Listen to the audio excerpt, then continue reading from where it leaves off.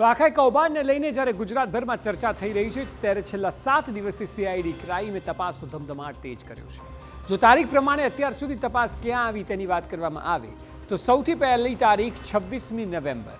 26મી November હતી કે જ્યારે આ બાબત બહાર આવી. સીઆઈડી ક્રાઇમ દ્વારા દરોડાની કાર્યવાહી હાથ ધરવામાં આવી હતી અને એ જ દિવસે અલગ અલગ જગ્યા પર ખાસ કરીને ઉત્તર ગુજરાતની વાત કરીએ તો હિંમતનગર, મોડાસા, માલપુર, રણાસણ, મધ્યમાં વડોદરા, ત્યારબાદ ગાંધીનગર તમામ જગ્યાએ દરોડા પાડવામાં આવ્યા અને આ દરોડા દરમિયાન અનેક ઓફિસોને સીલ પણ કરવામાં આવી જે ખુલ્લી હતી અને ત્યારબાદ કાયદેસરની કાર્યવાહી હાથ ધરાતા દરોડા દરમિયાન એવા અનેક દસ્તાવેજો હતા અને દસ્તાવેજો સહિત અનેક જગ્યાએ કેશ પણ ઝડપાયા છે કે જે મુદ્દામાલ સીઆઈડી ક્રાઇમ દ્વારા જપ્ત કરવામાં આવ્યો.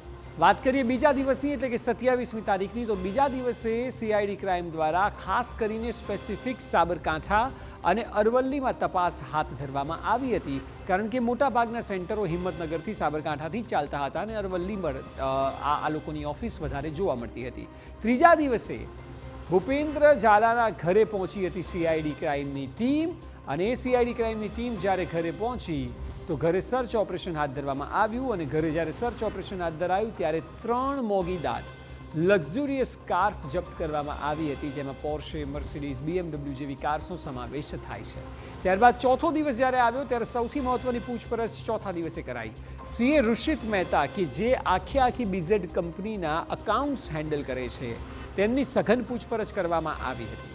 ત્યારબાદ પાંચમા દિવસે એક બાદ એક મિલકતોના ખુલાસા થવા લાગ્યા જેમાં તેનું ફાર્મ હાઉસ, તેની જમીન, તેના બંગલા, અલગ અલગ પ્રકારના ઇન્વેસ્ટમેન્ટ તમામના ખુલાસા પાંચમા દિવસે થયા હતા.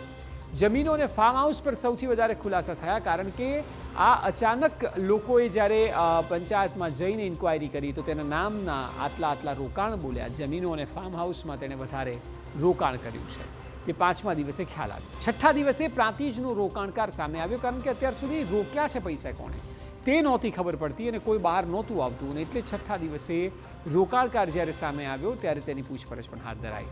સાતમા દિવસે વધુ એજન્ટોના નામ સામે આવ્યા અને તેઓ તમામ ભૂગર્ભમાં છે. તમામની શોધખોળ પણ ચાલુ છે. સીઆઈડી ક્રાઇમ કોઈ પણ સ્થિતિમાં તમામની પૂછપરછ કરીને જે પણ આરોપી હશે તેને દબોચી લેવાની પ્રક્રિયા હાથ ધરી છે.